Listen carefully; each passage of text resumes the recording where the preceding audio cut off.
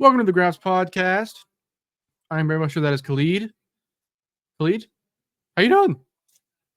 I'm still recovering. That's fair. It's a pretty dark night last night, huh? Yeah. It was pretty grim. Yeah. It was a weird juxtaposition in my household because my mom was over the first time I've seen her since like around May, I think. And she brought this puppy named Lily, just like the absolute cutest thing I've ever seen in my fucking life. And so I was hanging out with this dog while like Daniel Garcia was killing people and Bryan Danielson was dying and Swerve was getting needles stuck through his cheek. So it was like kind of fucking wild. Insane. But we'll get to all that stuff later. How'd the Panthers do today? I'm not watching. I'm just rat's ass. I'm not watching. Oh man. Cowboys beat the fuck out of the Browns, so I'm in a good mood, brother. That's all I'm saying. Even though CeeDee Lamb didn't catch a touchdown, which wasted $35 of my money. So, fuck that piece of shit. I also lost in fantasy. So win some, lose some. We're going to be talking about AEW All Out though today, not NFL. Neither of us really watched the pre-show. We were talking before we were recording, saying that we liked that like trios match, but it wasn't out of this world. It's just, cool shit, sicko shit. Am I right? So yeah, we'll just talk about Dynamite, All Out, and then we'll get into Dynamite. Obviously, all the segments and stuff we'll talk as it comes because this was a very eventful show and also like extremely fucked up. So, kicking off the show was MJF versus Daniel Garcia. These two wrestled like probably my favorite MJF match since the Joe match, or maybe since the Kenny match. Did the Kenny match come after the Joe match last year? Do you remember? The Joe match where he lost his title? No. Sorry, the Joe match at Grand Slam. My bad. I think the Kenny match was after. Yeah, it was. Yeah, it was after. Yes, it was. Okay, wait. Yes, it was. Sorry. Anyways, I looked at this cage match. Yeah. So since the Kenny match, this is my favorite MJF match. They worked extremely well together, like insane chemistry. And it was trending very nicely.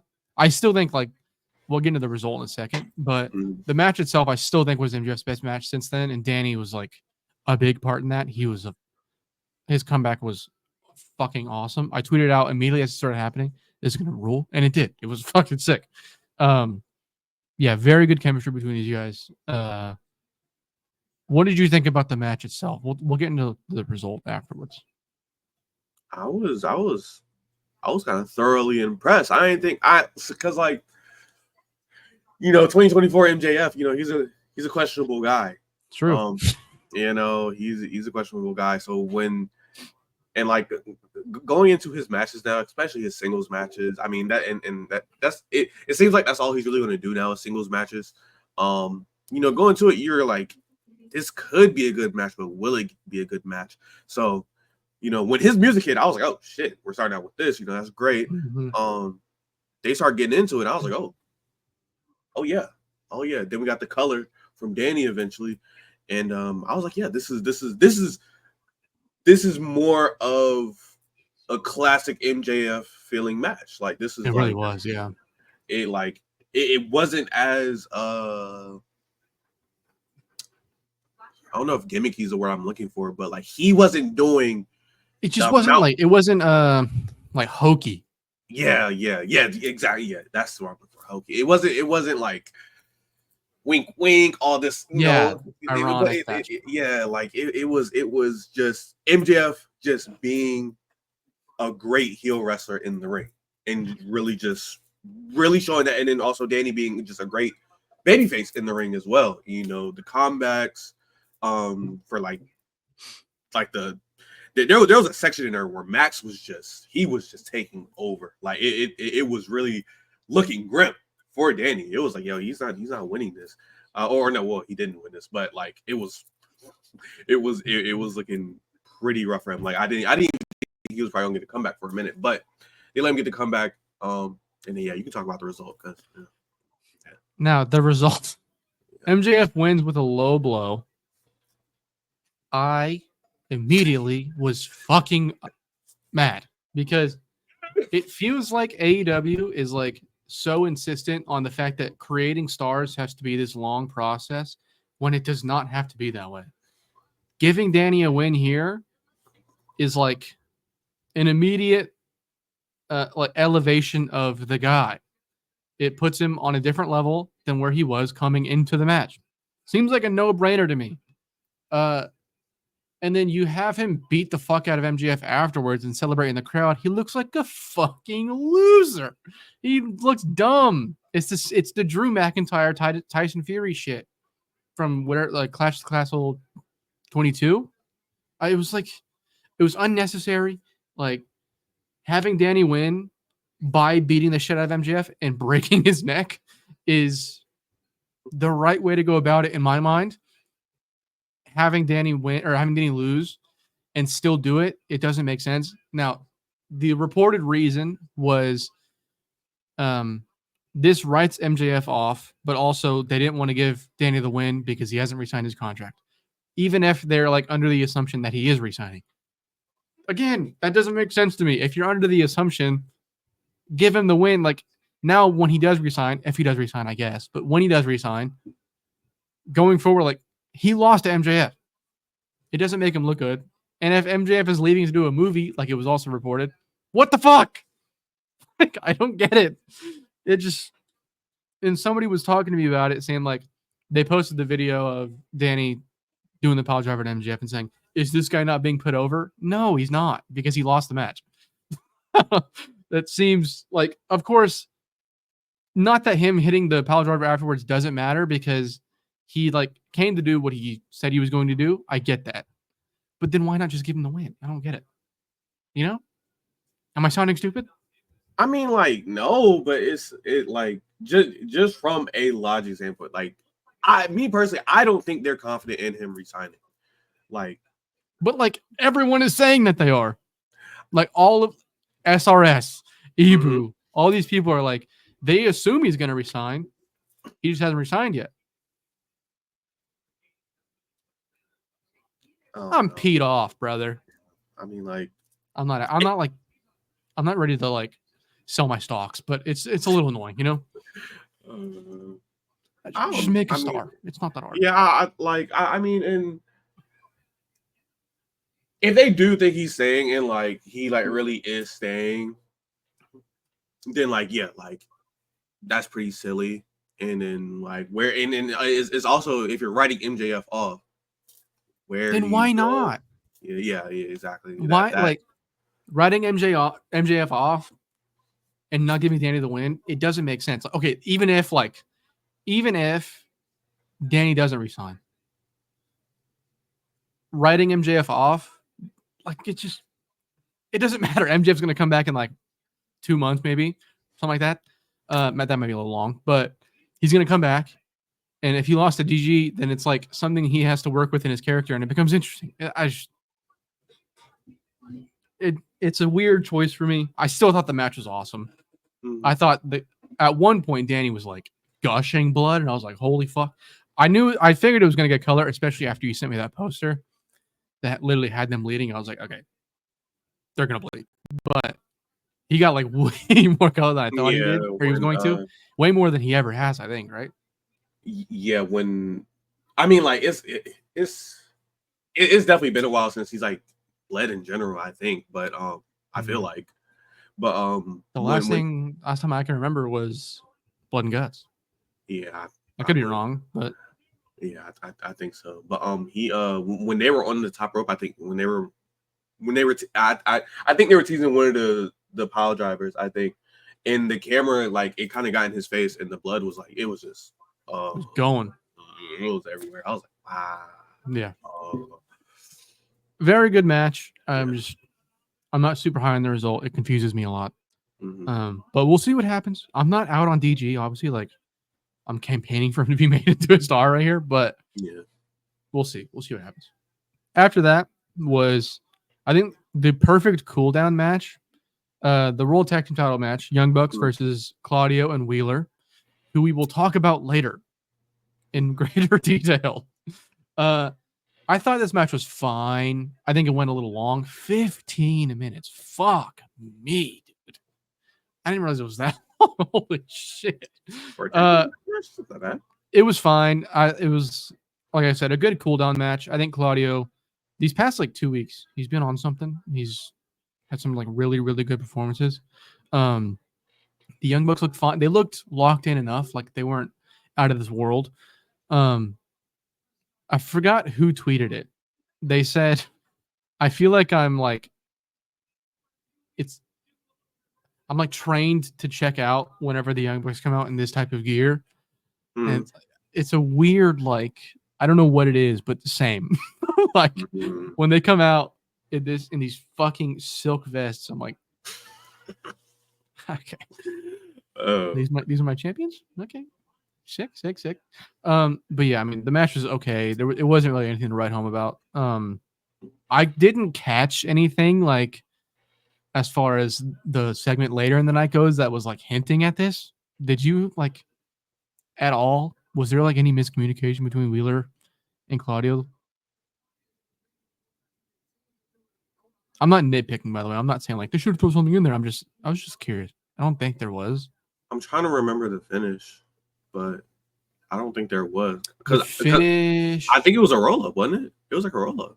Yeah, it was a roll up, but it was like, I think it was like Wheeler. He got caught with the knees on like a dive or something. And then Claudio got thrown out. And then that's what it was, I think. Wheeler got hit with the knees on like the throw dive thing that they do, you know? Yeah, oh yeah. And then Claudio got held back by Nick and Matt pinned him. That's what it was. I did see a tweet, which I assume that Claudio did like directly after the match, which is kind of funny. Where he said, "We'll get him next time." Will you? Fucking liar! Yeah, like vindicating vindictive little bitch is what I'm trying to say. Little asshole. How did you feel about the match though? Overall, I like the match. I liked it. As long as the Bucks aren't, I just don't want to see bad matches. Yes, I just don't want to see bad matches. I like what they were doing in this match. 9:33. He texted so close, but there will be a next time. That's texted him that? No, he tweeted that. Oh, okay. What a little fucker, dude. Absolutely. Eddie Kingston was right. I know somebody else tweeted that, but they were also right. After that match was the fucking opposite of a cooldown match.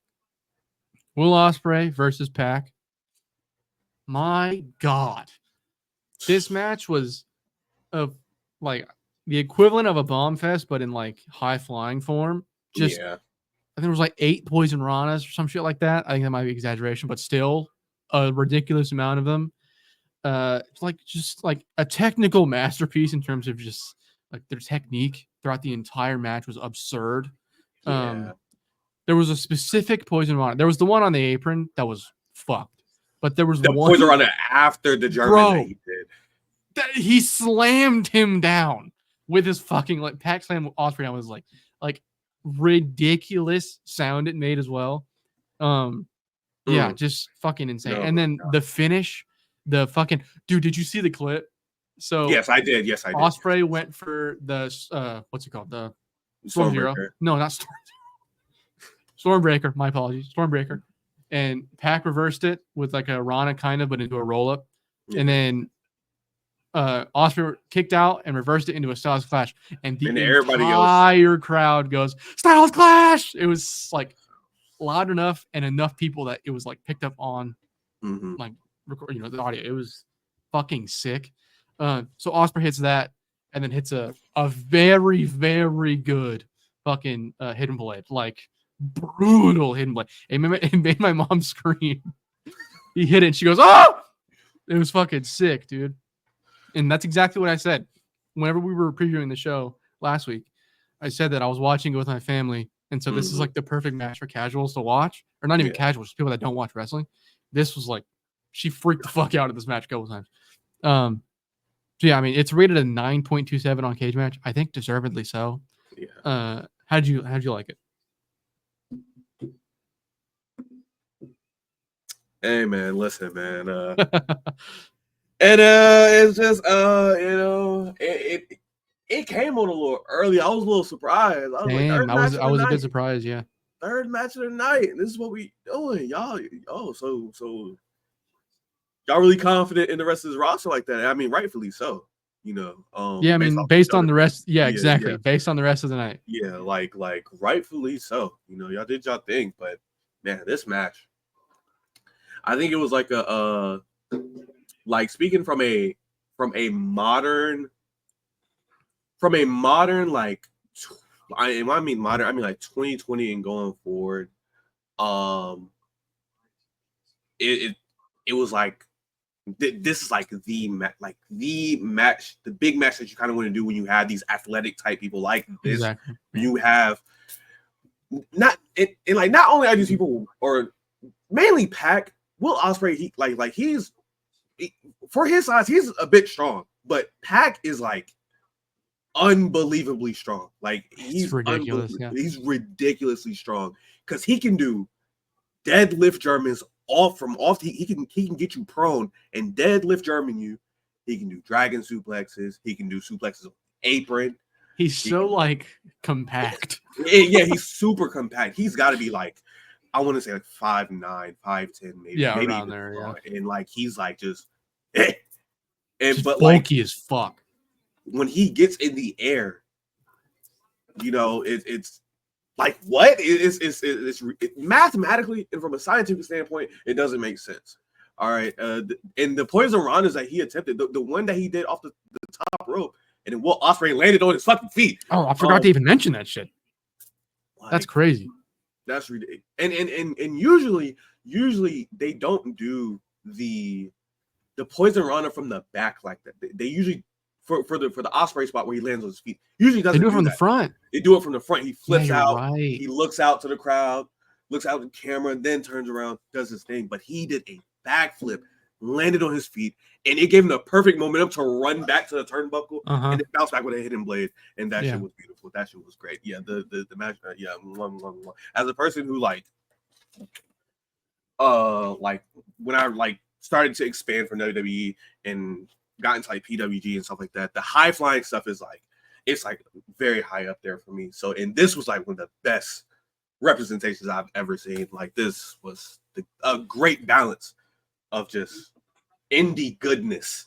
And yeah, AEW, yeah, let's go. Yeah, yeah, I thought the match was like, I tend to be the guy that's like a little more into the mindset of like, please sell a limb if you work it for a long time. Yeah, they didn't work limbs very much in this match, so there was no need to, and it was like perfect.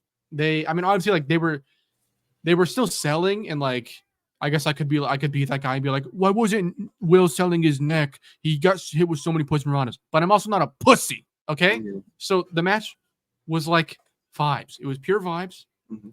It was just a ridiculous amount of athleticism. He did, however, he wasn't selling his neck. He was selling his shoulder. Because after that top rope brainbuster, Lord have mercy. Oh my God. Pac, like easily, there's not many that do them, but he has the best avalanche brainbuster. Oh my, because he doesn't go for the brainbuster immediately. He leaves them in the air for it's like stalling. It's crazy. Stalling, and then he just falls straight down. There's no like jump out. It's just full drop. The Andrade one is the best one. The Andrade one is a ridiculous. Like, I mean, I think visually, I guess I prefer the one from Dragon Gate. I forgot who was wrestling. The one in Dragon Gate. He was wrestling Dragon Kid. Oh, Dragon Kid. Okay, yeah. The one in Dragon Gate when he's wrestling Dragon Kid, it's more of like a Falcon Arrow buster. I get it, but it's absurd. It's a buster, bro. So I'm gonna count it. A buster from the top rope like that. That's like you're about 10 feet in the air and you're upside down. Like Jesus Christ. Like coming down like high angle shoulders. Like high angle shoulder.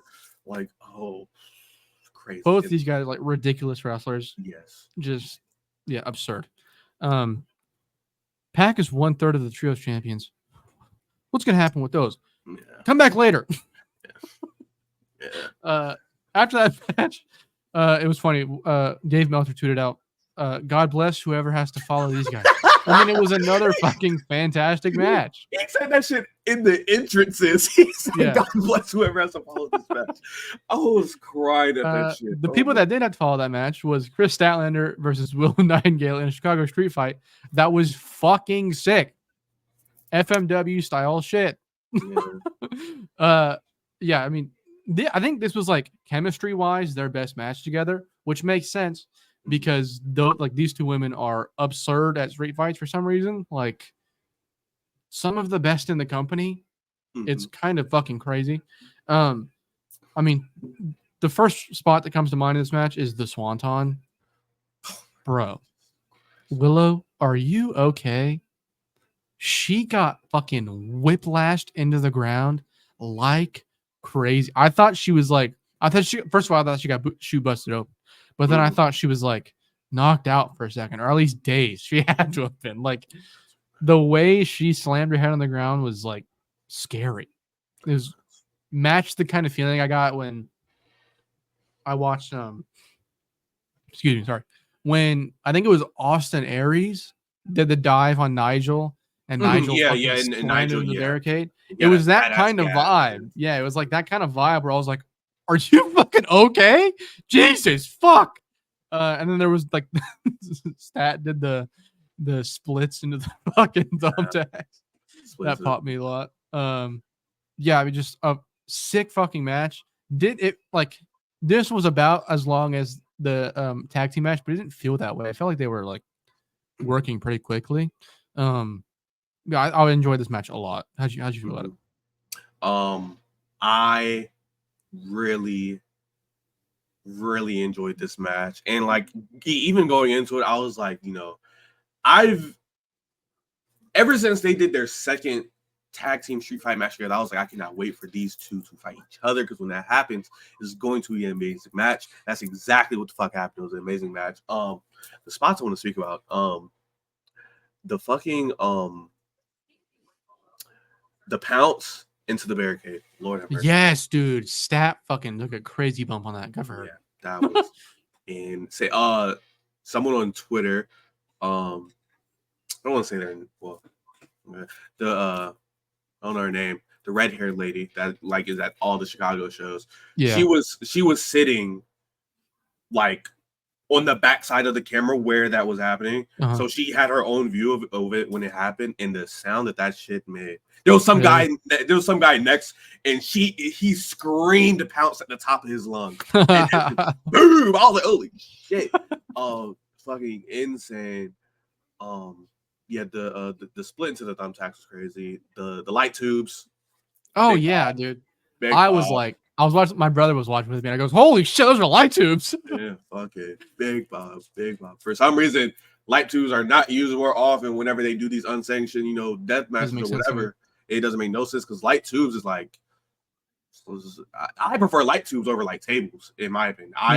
It especially doesn't make sense to me because every show they show that disclaimer on the screen of like, if you're front row and you get hit with shit, it's not on us. Like you agreed to that when you bought the ticket. That's like in the terms or whatever. So. Exactly. So fucking they and honestly, I think I think this is like a personal thing, or not a personal thing, but this is just why I personally believe that like they're good at street fights is because they're New Yorkers. I haven't seen a single New Yorker wrestler that's not good at street fights. That's actually fair. Oh, he's gone, ladies and gentlemen. This is a me moment. This happens to me all the fucking time. No, I'm good. Okay, he should. Yeah, like when I think that everyone especially in AEW that's had like no DQ matches that's from New York, Danny, Eddie Kingston, I think the Butcher and Blade are from New York. They don't have when they do have like early AEW, I believe they had like a they had that backstage match against the Bucks, I believe, and that was good. Fucking the fucking Arena Stampede match that they had with where versus Matt Hardy and them, and that was fine too. Who else? Chris, obviously, or Stat and Willow. Who else is from New York? That is in AEW. I mean MJF, but he's from like New Jersey area, so it's not really the same thing. He's was he Long He's Island? a good bleeder. Yeah. He's pretty good bleeder. So like like all those like New York, upper north is of the United States area. They like either good at bleeding or they're good at fucking no DQ matches. Yeah. And this right here is a great example. These girls, they really did their thing. I seen someone say that like this is like probably top 5 US women's matches of the year. I'd say it's probably yes. It's I mean I was trying to think of one better and like I don't know. I mean I Mercedes really, and Willow is better. Yeah. Mercedes and Willow. I liked Athena and Aminata. I really liked. Oh Athena yeah, it was awesome. Yeah, it was fantastic. So I'd put it at like 3 or 2 or 4. I'd have to go back and look more at like women's matches from this year in the US. Mm-hmm. I don't know. Yeah, it's definitely sick ass match. I would say it's safely top 5 or 6. Yeah, safely. Absolutely. Now the next match was the Continental Title 4-way match. Mm-hmm. Kazuchika Okada versus Konosuke Takeshita versus Mark Briscoe versus Orange Cassidy. However, you might have to take the reins on this one a little bit because this match started and then tragedy struck. We lost the dog. We couldn't find the fucking dog in my house. It got lost in your house. Yes. So we were. Khalid, when I tell you this dog, have you seen the dog? Yeah. I'm not fucking around. It's like 1.5 pounds. It is the smallest dog I've ever seen in my life. This thing can get lost anywhere. So we were scrambling. The match started. I missed a lot of it. It was behind the couch. Asleep, by the way. So how'd you feel about the match, though? I really fucked with this match. They were it was a lot of more like 1v1 moments than there was like a lot of like 4-way stuff going on. There was like 2 different times where Takeshita and Okada face down, and that's why I was texting you Aura, because I was like, that's yeah, dude. I checked my phone and you sent me like Aura like 3 times, and I was like, what is happening? Because they got their little stare down going, and I was like, yeah, this is that stuff. There was a moment in the middle of the match for like, they did like 15 suplexes. It was just Jesus. It was.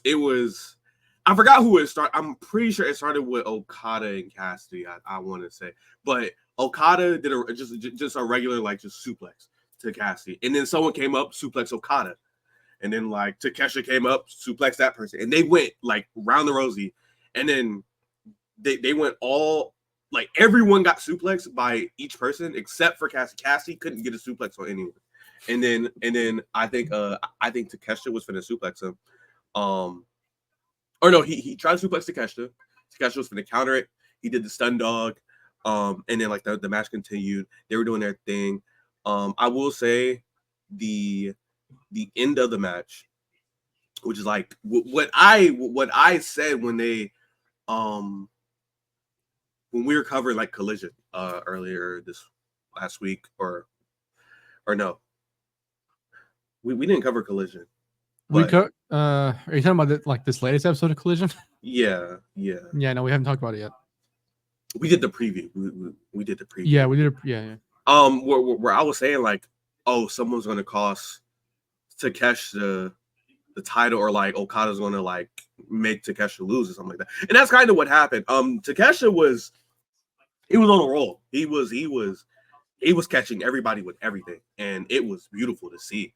And I think it started with Takeshita doing the tombstone thing that he does to Cassidy. Oh yeah. Into the wheelbarrow suplex. He did that.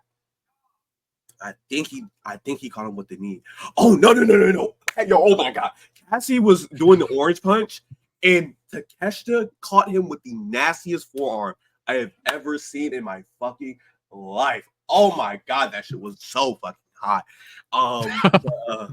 Yeah, he was about to win because he did the wheelbarrow suplex. I think Mark Briscoe got on the apron. He hit Mark Briscoe. Bless you. And he was finna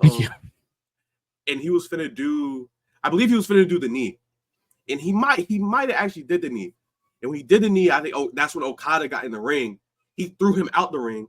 He drop kicked Mark Briscoe off the apron again, and then he did the Rainmaker on Cassidy after like they went back and forth because Cassidy was trying to counter. He tried to do the Orange Punch.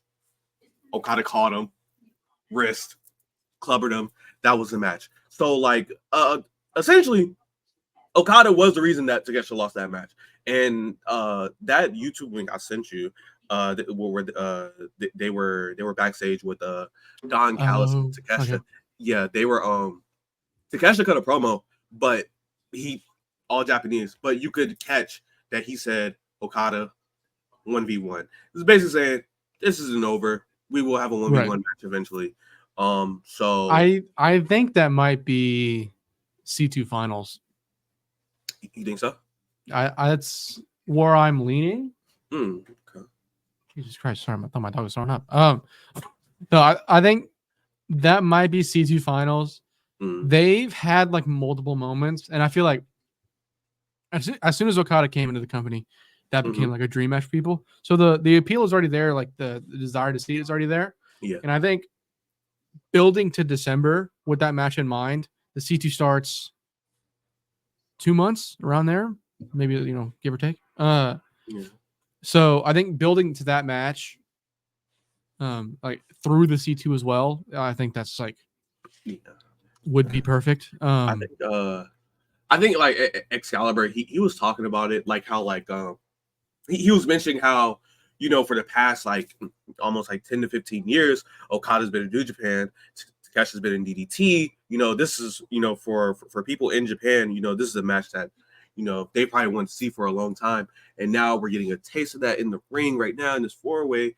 And I don't know if he himself mentioned anything about maybe we see these two in a 1v1 match pretty soon, or anything like that. But I'm sure like C2 finals. Yeah, I mean that does check out. I feel like. Yeah, I feel it's just a big enough moment. It feels like for me, or a big enough matchup for that kind of thing. I mean, the crowd was popping huge whenever like the stare downs happened. They were standing up like yes, give it here. It was always getting interrupted, which was hilarious. Where is World's End this year? Let me check. I think it's back in. It's in Orlando. Oh, okay. Oh yeah, because WWE they were like. Oh right, yeah, they're running the live show or the house show like down the street or some shit. Apparently, it's not even going to be a house show. It's going to be a show like an exclusive show that's going to be on NBC, which was the last time they did that was like 2008. Fucking losers. Anyways, masked losers. I was surprised that Cassidy got pinned in this match. I figured it would be Mark, but that's like literally the whole commentary I have for this match. After that, though, AEW TBS title match, Mercedes Moné versus Hikaru Shida. I thought this match was good, not great, but also not terrible. It had its like iffy moments, but it was leaps and bounds better than Mercedes versus that woman. So I was happy to take it. Again, like there was a little like a bit of awkwardness. The crowd felt a little tired. I think this is where the crowd started to like go down. I don't think this match helped that much, to be quite honest with you guys. But Sheeta's like, I haven't been like super hard to push this opinion, but brother, please calm down. Sorry, I haven't been super hard to push this opinion. Her stuff over the past like year and a half hasn't been for me that much. She's had her moments. I think winning the AEW title back last year, I was like, let's fucking go. Like, we've got a fucking wrestler on our hands that can wrestle matches when she wants to. So yeah, it was just a fine match. A good a good enough bounce back for Mercedes, but it's fucking on now, bro. We need get this woman a feud that is good and a match that is like match of the show contender at the very least, please. Yeah. Oh my fuck. Okay, talk about this really quick. I want to let my dog out. Okay. I enjoyed the I like the Sheeta and Mercedes match. I felt like it was definitely, I mean, as you said, definitely better than, the all-in incident. That's what we're gonna call it now. And for me, that's fine. The ending was a bit sloppy. It was weird because I guess like as we know, Mercedes she wears wigs when she wrestles, and around the end of the match, her wig started to fight back against her. It did do Yeah, that. it was sorry, and then it especially happened on those katanas, which is why I feel like she no sold them like that. She felt like she really had to get out the ring and fix that wig. And then they did the kendo stick thing, which was, in my opinion, a bit unnecessary. I was like, okay, and then yeah, it was just the ending, and of course the moneymaker. It has like a 1 in 30% or 1 in 30 chance of looking good, and this was not that 1 in 30. Unfortunately, I mean, they probably were pretty tired. I feel like if you want to do that move, you cannot be tired when you're doing that move, and they were probably pretty tired at that point.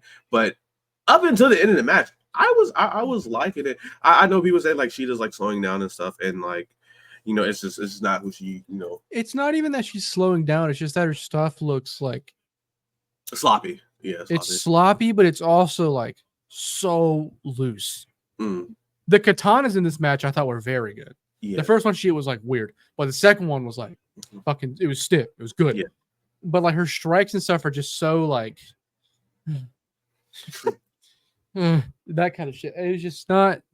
It's not the shooter that we know, brother. Yeah, it's not. And like I don't know like if it's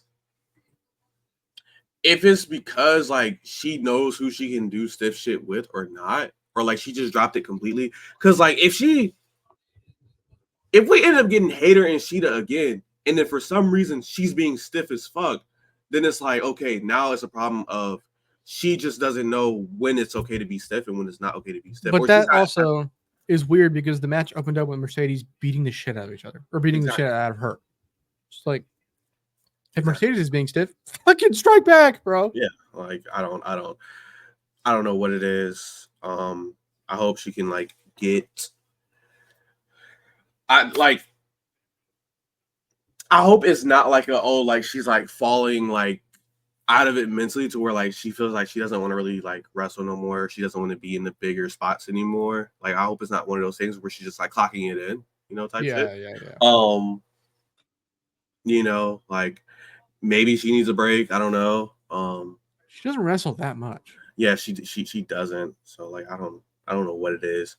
But yeah, for the most part, I'm fine with the match being what it was. Like, then it didn't bring down the card in my opinion. Like something like that. Yeah, it wasn't they didn't stink it up. Yeah, exactly. It was just awkward. It was fine. She needs to change the moneymaker like as soon as possible. She really multiple people have like said this on my timeline. If nobody can take your move, then it's a bad move. I don't know, like I don't know why I shouldn't use the Boston Crab. It's the Boston Crab. It's got Boston in the name. I think it's because Jericho's in the company. Fuck you. Yeah, I know that's really stupid. Fuck you, Chris Irvine. If I was her, well, first off, I would if I'm her, bro, I'm doing like I'm taking one of Eddie's moves, like one of his submissions. Like what's that one submission he used to do? Was it the lasso from El Paso or something like that? I think that's what he used to call. I don't know. I don't know. I mean, yeah. Eddie, I think her, what was it? The bank statement is like perfect. It's fine. Just this is absolutely perfect. Just call the fucking somebody. I believe that she should call the submission itself. She should call it the money lock. That sounds fucking amazing. Yeah. The fucking money lock. It's the money lock, but yeah. Money lock, whatever. That shit. Somebody in my mention said money clip, and I was like, that's taken. Can't do that. Even though Okada doesn't really do that anymore. Yeah, he doesn't really do it too much. I mean, but to be honest, he doesn't. He definitely should. They should put him up against some more jobbers so he can do it. Yeah, that's fair. Yeah, he did the. Yeah, he there's a movie he had called The Last One from El Paso. He also did the Gory special, and then he did the BT bomb, which was a sit out crucifix power bomb, which is fucking beast as fuck. Mercedes probably not strong enough for that, but that's pretty cool. I feel like if she's fighting smaller opponents. Yeah, okay, that's what okay. I'm stupid as fuck. I thought you were talking about Eddie Kingston. No. And I was like, did Eddie Kingston ever use that? And I was like, you're talking about the stretch plum? No, oh no. No, I'm fucking dumb. Sorry. Right. Guerrero. Yeah. That makes more sense. No, yeah, I mean that's like perfect. I don't know. She's not big enough, I feel like, to do any like impact moves. Mm-hmm. So a submission it feels like the right choice. I'm sure there's an impact move that like would work. I'm not saying there's none, but you know, Lotha from El Paso, bank statement, that kind of shit. I feel like Boston crap. Fuck Chris Jericho. I don't care. Yeah. Tell him that doesn't work for me, brother, and start doing it. I don't. Politics. Or like she could do like the three amigos, but like switch the suplex on each amigo. Do a regular suplex and do a fisherman, then do a brain buster. That would be fucking sweet. That'd be pretty sick, actually. It'd be like a long finisher, but it's kind of sick. Like it's like when you see the first one coming and you see that she's locked it in, you know she's going for the rest of the finish, and it's like, oh my god, the end of the match might be right here, and then they can decide to counter it or not. Like I feel like that'd be pretty cool. But yeah, there's a litany of options, Mrs. Monet. Yeah, please pick one. Just take one, please. We want to expect payment. After that was the AEW World Title match. Bryan Danielson beat Jack Perry in a 30-minute fucking match. It didn't feel like 30 minutes. I'm not gonna. It did for me. It didn't feel like 30 minutes to me.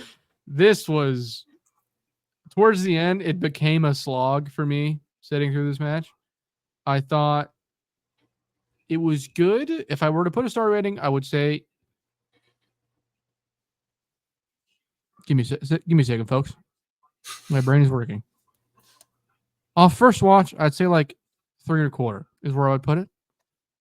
Bryan, first of all, Jack in this match, for the first like 15 minutes, I thought was a badass. He took some very good bumps off of the Psycho knees that I believe were in like the latter half of the match, but still, even if he was like slowing down and my interest was dwindling, I thought he was selling them very well. The first one was like crazy. He flew through the air on that shit. Yeah, I mean, it was fine. I thought the match was paced weirdly for the most part. It didn't need to be this long. I would have much rather just been like a 15-minute beating the fuck out of each other fest. I'm happy Bryan won, obviously, and we'll get to the post match in a second.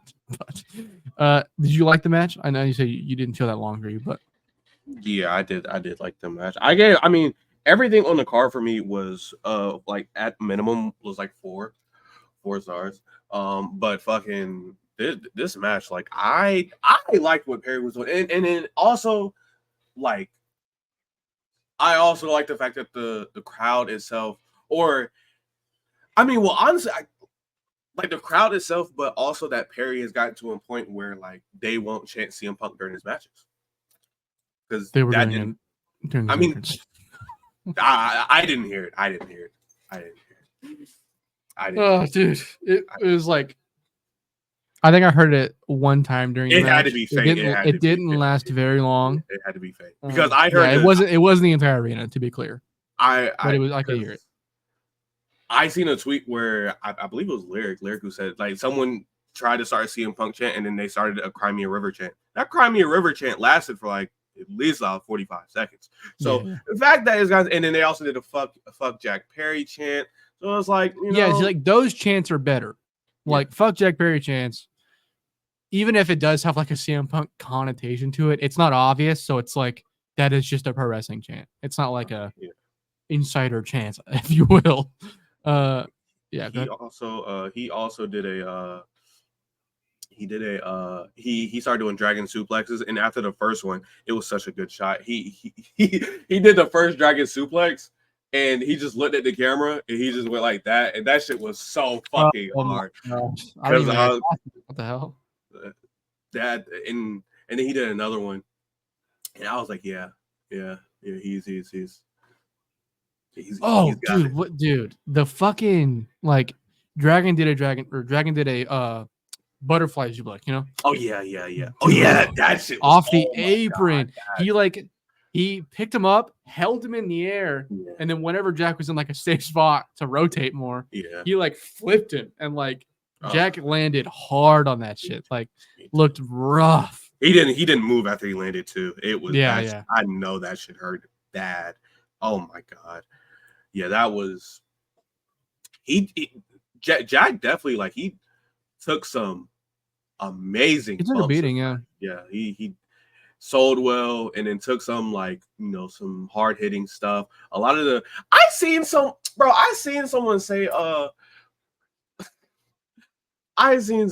that Jack doing his own pose at the end with a smile on his face was like cheesy, I guess, or something like that. I don't know, but like, I mean, it is, but it's also wrestling, brother.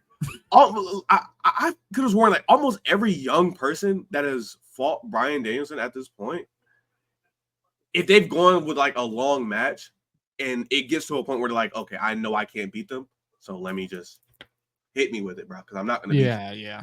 I know Ricky Starks did the same. Ricky Starks did it. Ricky twice. did it. Wheeler did it. I don't know if it was. I think Wheeler did it to Mox, but it is a trope. I'm not using that word badly. It's a trope for like the young guy to do that kind of thing. To give up and just take it like a man. Exactly, because you fought this long match. You've done everything that you could. He pulled out the snare trap like 3 times in this match. Yeah, he did. And he did. That nigga did not tap. Like, the snare trap. I believe he got the knee off one time after the referee interference, or the referee got hit with fucking Bryce got a black eye. He got a black eye, yeah. From the knee from Danielson. Yeah. That's crazy. I was thinking about it after that. There's been like some crazy ref spots in AEW/ROH. The fucking I don't know his name. The guy that like no, the short guy, brown hair. He reffed the dog collar Briscoe's FTR match, and he fucking bladed. That was Mike Posey. It was Posey. Yeah, you're right. My bad. It was Posey. Yeah, he fucking bladed in that match, and I was like, oh, everyone's bleeding in this match. That shit rules. Yeah.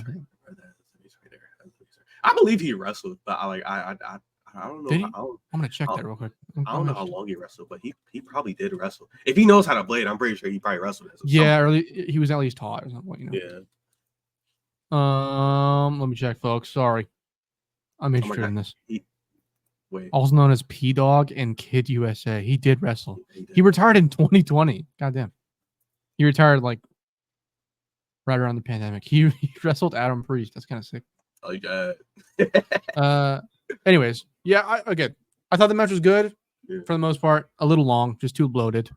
But after the match, holy shit! So the Young Bucks come out, start beating on Bryan, and then Claudio and Yuta come out, and then run off the Bucks. Yeah. Why'd your jaw drop? Oh, he was in that Jimmy Rave the Proof faction. Anyways, I'm sorry. He was so Wheeler and Claudio, they run the Young Bucks off, and Christian's music hits. Kill Switch comes out. Yeah, and I think hits Danielson, and then he hits Danielson, and then Jack and Kill Switch, they have like a stare down. I was kind of popped a little bit. I was like, oh shit, that's fucking sweet. And then Christian's music hits after that.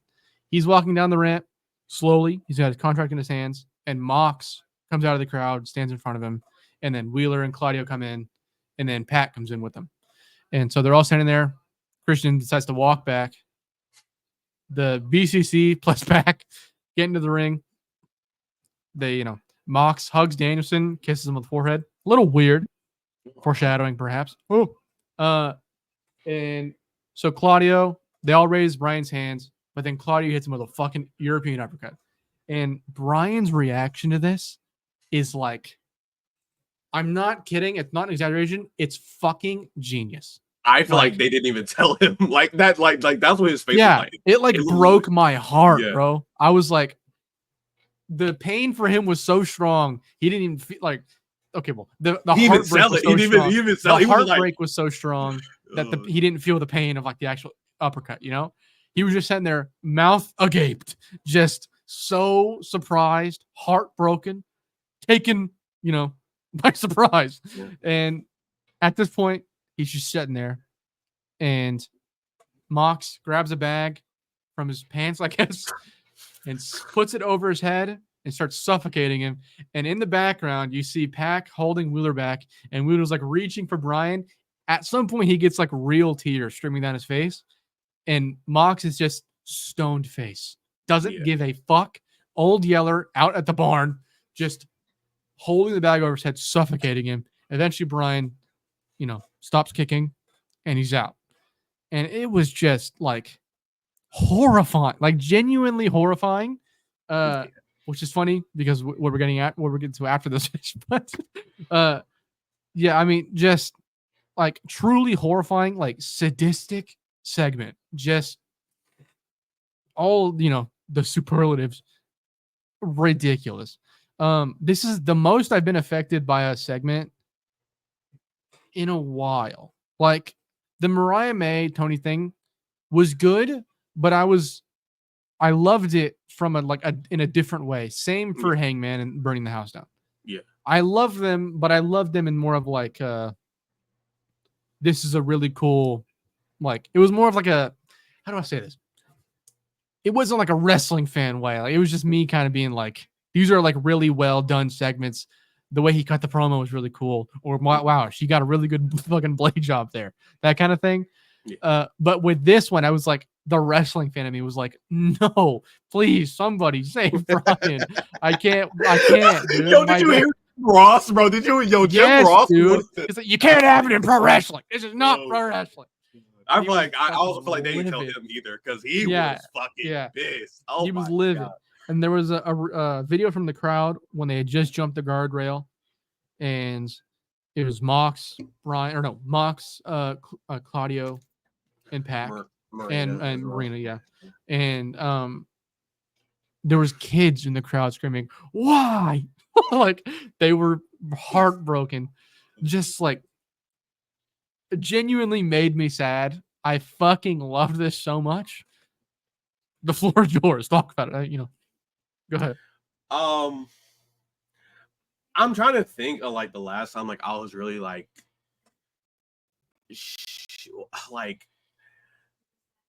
shocked like this. Yeah. From like a turn. Mm-hmm.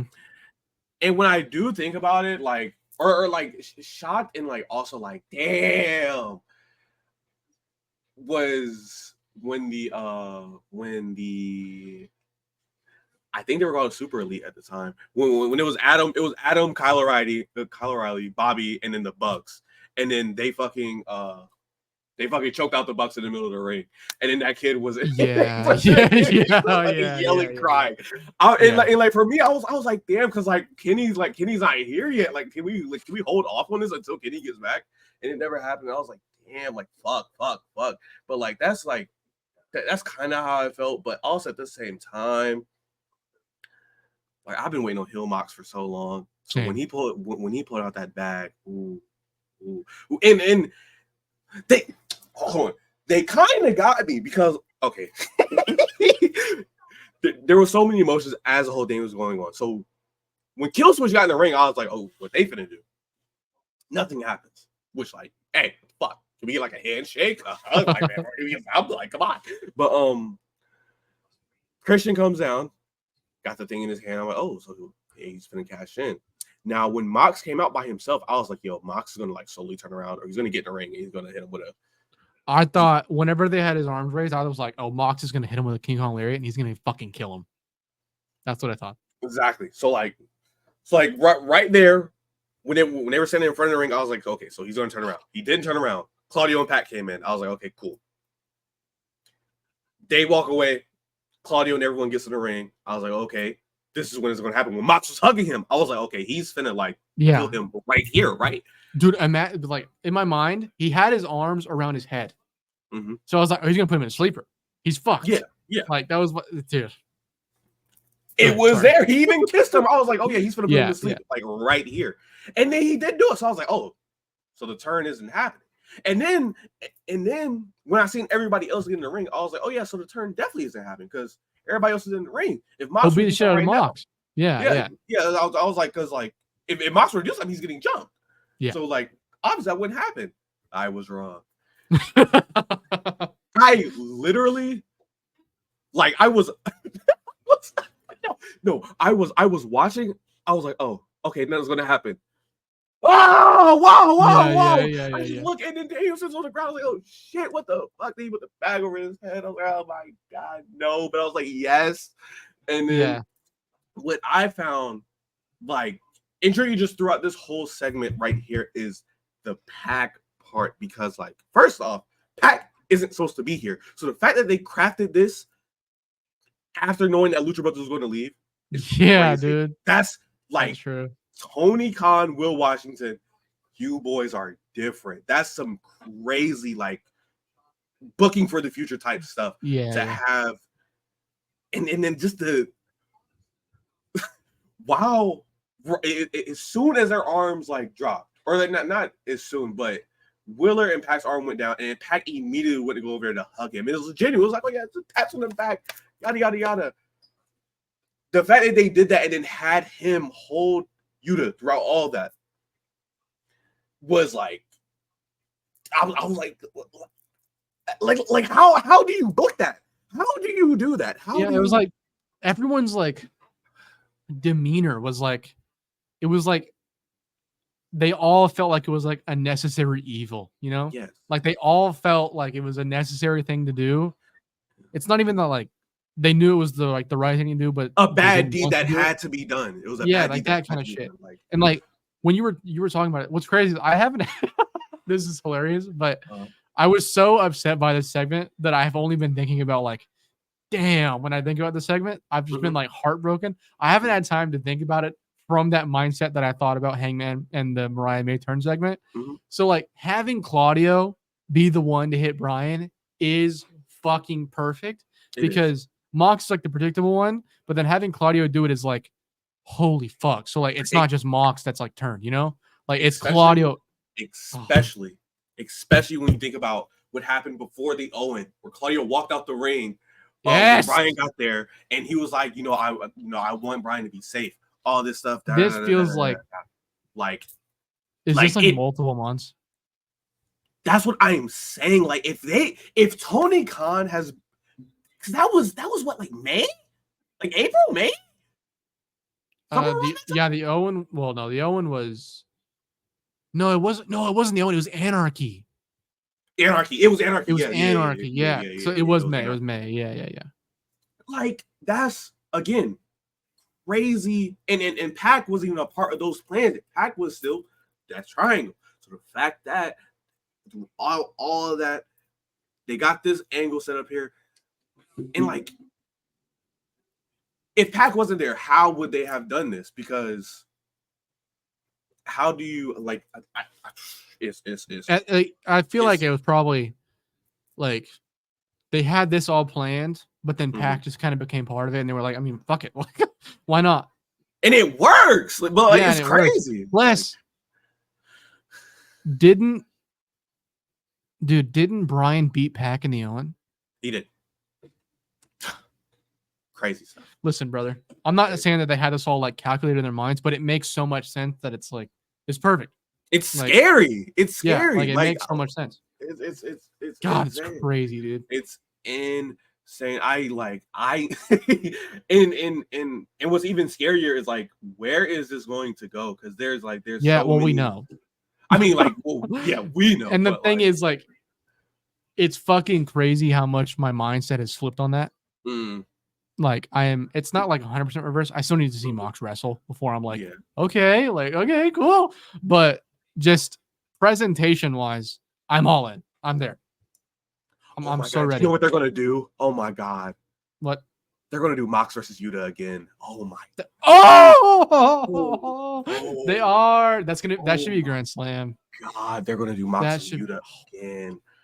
Oh my! God. We gotta tell Novi that he's gonna lose his shit. He loved that first match. He loved that shit.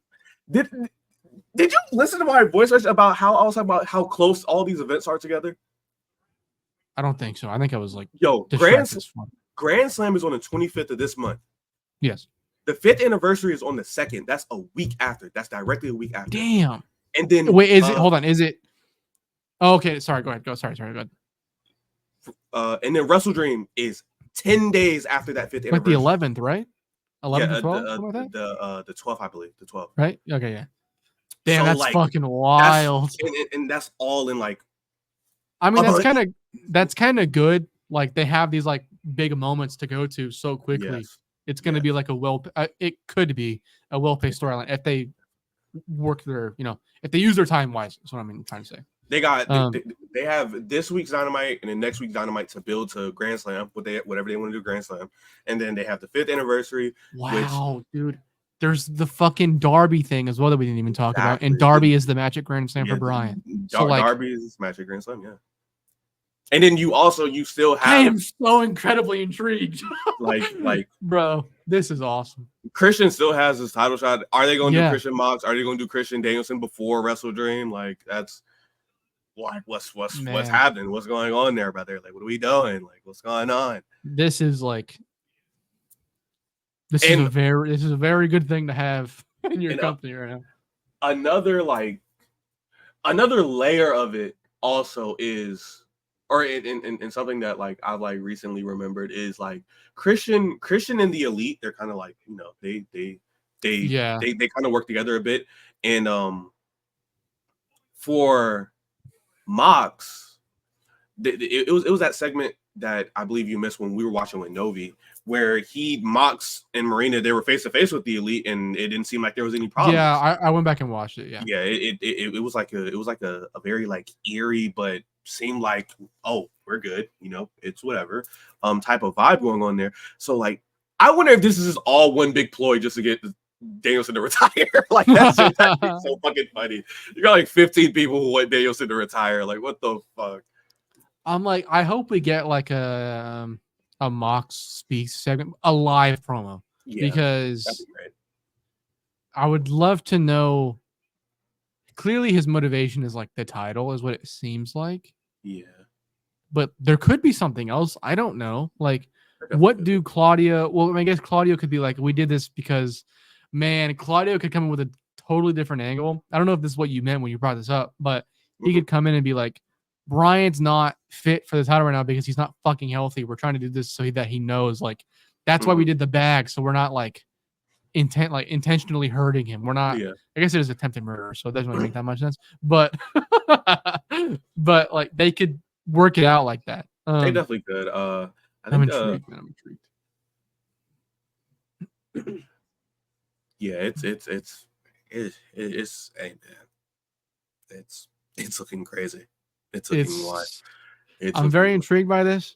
I'm excited to see where this goes. I am. If it ends up being bad, it's gonna be very funny, but hopefully it doesn't. I mean, a all-timer angle, regardless. Like this is genuinely crazy stuff.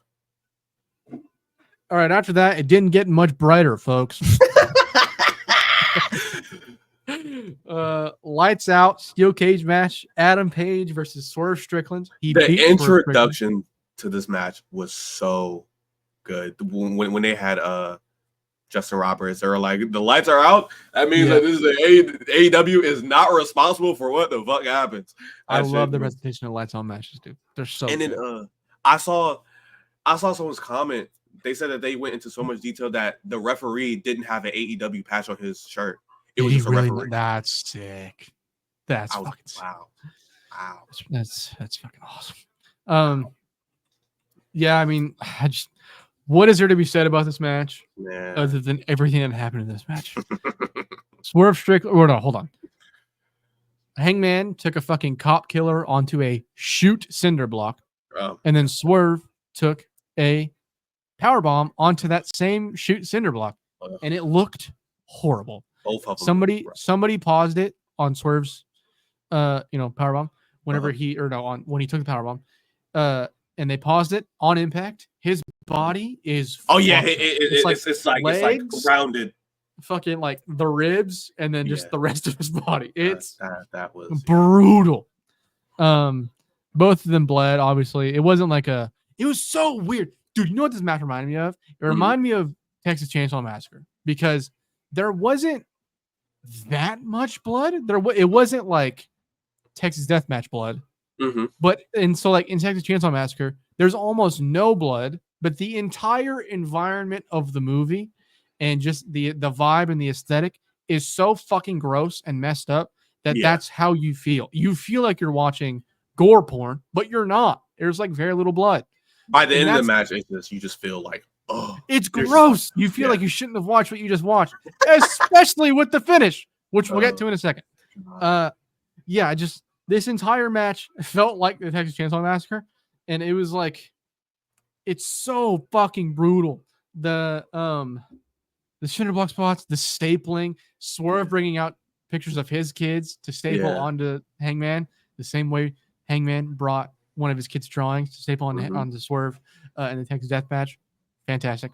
The finish, Swerve or Hangman gets a fucking needle, sticks it through Swerve's cheek. CZW, shout out. Fucking disgusting. And then he hits him with the most fucked chair shot I have seen since Chris Benoit was alive. Absolutely fucking absurd. Have you seen the close-up video? Yes, I have. I've seen it. Oh my fucking God. Like, didn't hold back at all, clearly, because the chair fucking broke on his head. Yeah. I thought Perry shit was loud. Man, that shit there was fucking the thing loud. Is, Perry's was loud, but it sounded different. Yeah. This sounded like old school fucking chair shot. Like, that shit sounded fucking just a gross fucking match. And if you had an issue with the violence, don't watch. Dumbass. I'm not fucking. I blocked like 45 people because anybody that was like, they went a little too far. Fuck you. You're a pussy, dude. I'm gonna say. Sorry to say. Like, it's it's so weird to like see people, be like, man, this is too far. And the most extreme match they probably watched is like, I don't know. It's fucking like a like just something that's something a fucking Bloodline Rules match. Like what the fuck? Like the thing is, like, if it's not your kind of thing, deathmatch wrestling, that kind of stuff, that's fine. But then to get on Twitter and be like, this is why AEW Indie Mud Show. Shut up, bro. Please. Like, just say you didn't like. And that was the thing, is like, I saw people saying like it wasn't for me, which is fine. Like, that's whatever. I didn't block those people because they have a rational mindset of like, I didn't like this match, but I'm not gonna then like make my entire personality about hating AEW because of the way they have, the way they present their wrestling every once in a while. It's just very weird. But talk about the match itself. Floor's yours. All right, man. Look, man, the shit they're doing in this match. The main thing I want to talk about is the top rope powerbomb. Because what the fuck? Oh yeah, dude. Yeah. Oh my God. Excalibur called it an awesome bomb, and I was like, I know, I did. Yeah, exactly. I was going to text you, but I knew I was ahead of you, so I was like, I'm not going to text him right now. We're going to talk about this in the podcast. But yeah, he called it an awesome bomb. He called it an awesome bomb, and I stood up. My mom, dude, my mom was so confused. He called it an awesome bomb, and I popped up and went, yeah, and I was like freaking out, and she was like, "What the fuck are you doing?" And I was, dude, you don't get it, Mom. It looked this good is too. The realness. It looked. They did a great job. I feel like I haven't seen like a top rope powerbomb in like a while. It's been a while. Yeah, they made that shit look proper. He landed right. He didn't injure himself. Thank God. And similarly, the Swerve Stomp. Oh yeah, the swerve stop. Yeah. He's been trying that kind of thing. Yes. Who did he try it again? You mentioned something. Samoa Joe. Okay. Joe. You're right. A dynasty. Right. That's what he tried to do, and it didn't work because he either Joe didn't let go of the ropes or he just jumped too far that he didn't land. The thing with Joe is that Joe was like, he was standing straight up, either on the second rope or the top rope with swerve. So it didn't work. Hangman was on the second rope, leaning back. Yeah. So like it gave him a perfect angle, and it was through the table. I mean, just fucking awesome. It was very, very good. Yeah, I mean, I think this is it's just below Ospreay and Pac on Cage Match, 9.19, and Ospreay has 9.27. Ospreay Pac has 9.27. Yeah, I mean, just fucking gross. After the match, Hangman was walking up the ramp. Well, first of all, the fucking chair shot ended the match, which is like, it ended the match knockout, no pin, no submission. That rocks. That's so sick. So they raise the cage. Hangman's walking up the ramp. He gets to the top and he starts walking down. He looks conflicted while he's walking down the ramp, and then he stops. And the way I read it was that he was like starting to ponder if like he went too far or if like it wasn't worth going this far to, get revenge or whatever. But then like he quickly realized it's like way too late to start doing that now. So he started maniacally fucking laughing like a psychopath, just screaming, eyes bulged as fuck. and then faded to black, and that was the end of the show. The crowd when he started walking back down, the crowd fucking screamed. In horror. They were like, "Yo, no fucking, no, don't, please, leave him alone, please." Yeah, man, just fucking absurd. I think this was they've done it again. Such a unique show because the show felt just like fucked. That's like the best way I can describe it. It was. It's so weird because like this is probably one of the more like twisted shows that they've like put out.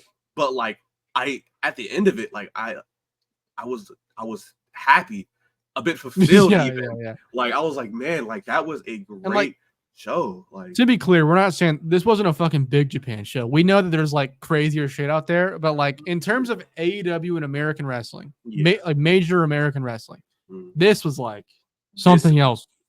This is damn near peak right here. This is damn near peak. This was dude, they presented it so well. Going back to the mock segment really quickly, the Twitter account wasn't gonna post what they fucking had broadcast on the show because they didn't condone the actions. That's awesome. And they didn't also post it. And they copyrighted everything. They copyrighted everything. And they didn't even do a fucking scrum because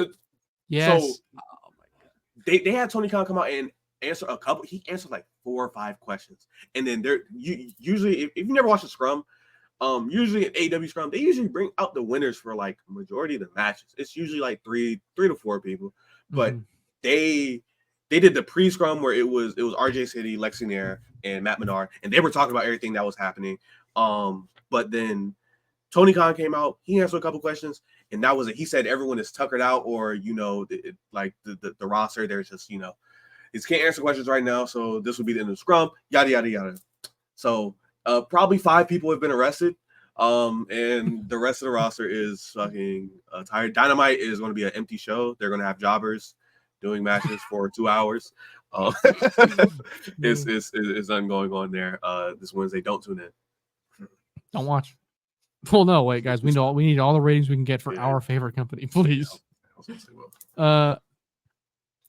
Very quickly. I mean, in reality, the reason that the scrum was so short is probably because Tony had to get to fucking Miami. Tony had to get to fucking Florida for his fucking football team. Football team. Jacksonville Jaguars. You lost to the Dolphins. Fucking loser. Yeah, lost to the Dolphins. Y'all had it. Y'all were so close. Yeah, they were there. They fucked it up.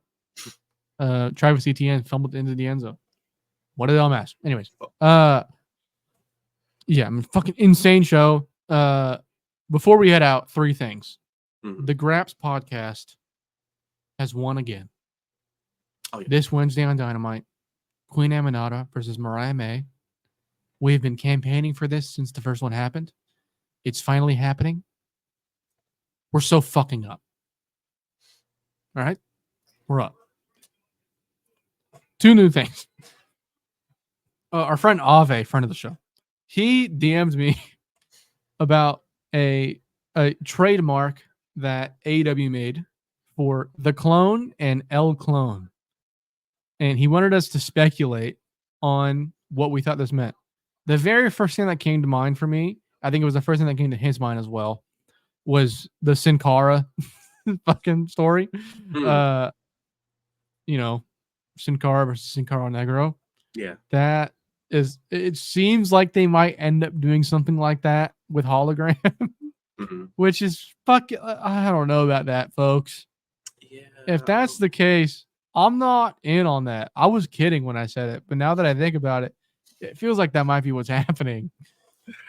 Do you have Um, any other idea? Did Tony Khan sign another luchador and he's just gonna have there was another that stick fuck? there was that other guy that um that he didn't sign, but we thought it was him. Aries, I think it's Aries Oh or yeah. yeah. He's also coming from, or if he's leaving, he would also come from AAA, Exactly. Now, when they like, own their masks and shit. Not masks, but names. yeah, I feel like if they wanted to do that, I mean, like, I wouldn't be too upset about it because the match would probably be pretty good. Because the person that they had do Sin Cara Negro was, Bad. yeah, pretty Yeah. shit. So, um, having hologram out there with someone he's already like super familiar with, probably, and they could do like a couple matches. You know, it I mean, I ain't gonna be too bothered about it, just as long as it's not like, Just like, get it over with. yeah, get it over with if they must. Yeah. There was another trademark for AEW Shockwave. Mm-hmm. What the fuck is that, Khalid? Tony Khan, someone asked him about. They actually asked some good questions to in the scrum, surprisingly. There was a very Um, funny one about Britt Baker, and Tony Khan was like, "She's awesome, man. We're the future of the company is looking bright. Thanks for asking." Anyways, basically, there's no plans for the doctor, the dentist yeah, in this company. the racist. Sorry, go ahead. Anyways, fucking. Someone asked about Shockwave, and he said Tony he never answers this question, but he was like AEW is going to make a Shockwave in the professional wrestling world. Now, what I saw and what I've seen people say is that apparently the deal that they're doing with the deal that they're doing with AEW, something like that with WBD or WBD. whatever, it's like it's something about it not being like exclusive or something like that. Now I've seen someone say that they think Shockwave is going to be an international show. Now I don't know how true that is. I don't know what that is. It's definitely going to be a show. I just don't know to what extent it'd be. My idea was like, it would just be like, assuming with this TV deal, Collision and Rampage are paired together as a 3-hour block. They would just make AEW Shockwave the 3-hour show.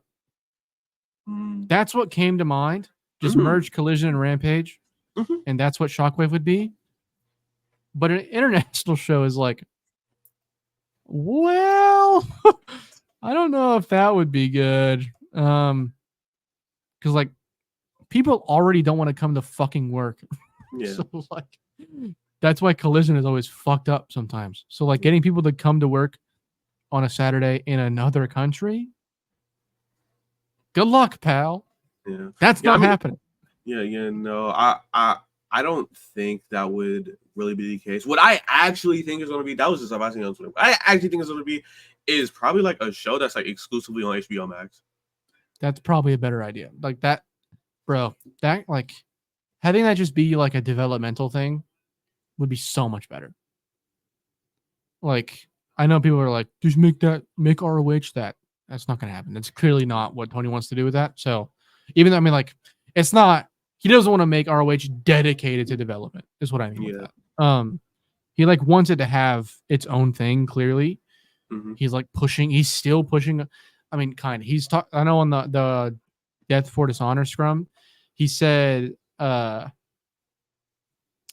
think ROH would have more of a like more people would be interested in it if it was branded as AEW Ring of Honor, which that just sounds fucking weird. But it would eventually I'd get used to it. It would be whatever. But so I think you're probably closer to the right answers. It's going to be something on Max. Probably just a exclusive Max show. You can only watch it if you're subscribed to HBO Max.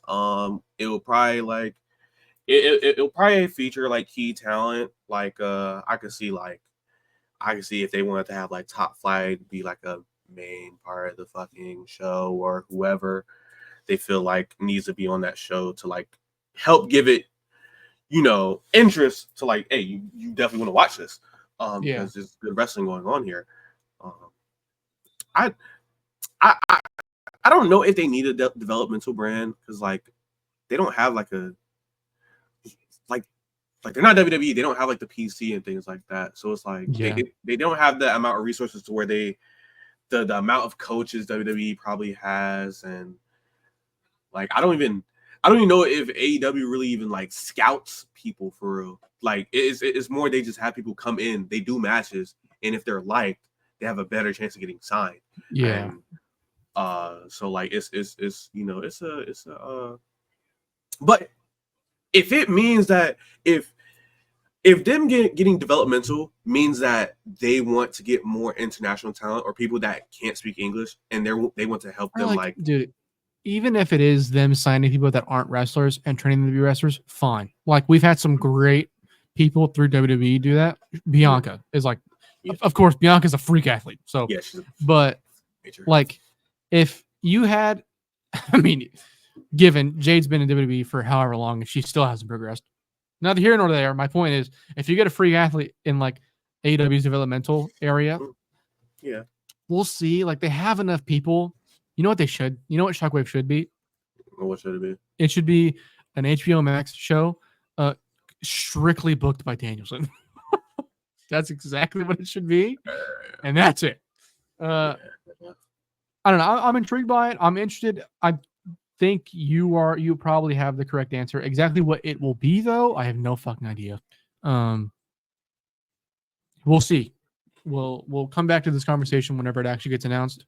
Whenever the TV deal gets announced, which I think you mentioned, TK said that should be within like the next month, right? Yeah, someone, there was some freak ass nerd in the crowd. And he was like, he said his name and whatever. I don't think it was Fightful. It was somewhere else. I forget. But he was like, so Tony, I'm kind of like you. I'm a data analyst nerd. I like numbers, yada yada yada. So then he asked, what's the percentage? If you could give a number percentage of a media deal announcement within the next month, what's it looking like? And Tony, like, at first I didn't think he was going to answer it, but then he looked up at the sky. He said, and then he just busts out 90%. I said 90%. Whoa, 90%.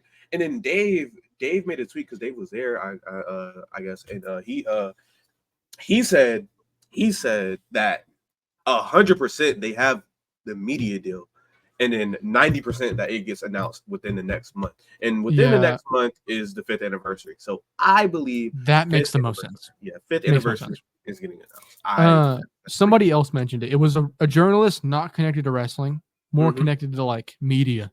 So he's got something. It was from some like reputable. It was like New York Times, Washington Post, that kind of thing. I don't know. It was some kind of big publication that said it's not on the 1 yard line. It's in the end zone. They have it done. It's just they need to announce it. So that's coming. Our company's staying around. Our company. I mean, that was a joke. Don't worry. We're no. We're actually parasocials. We actually work for AEW. So yeah, we get paid by Tony Khan. So He does watch It's podcasts. it's a people, lot of money too. So. a lot of people there watch the podcast. If you would have heard what they were saying on the pre-media scrum, actually, hold on. Let me go and tell you what Matt Menard said, because Matt Menard said the same shit you said about Daniel Garcia.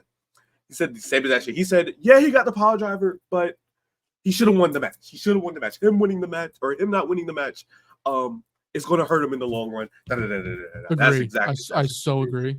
And then also RJ City was also talking about how people with titles shouldn't be able to challenge for other titles. They should just defend their titles. The thing is, okay, they watch the podcast. They watch the podcast. I don't mind it if it's like not on a fucking pay-per-view.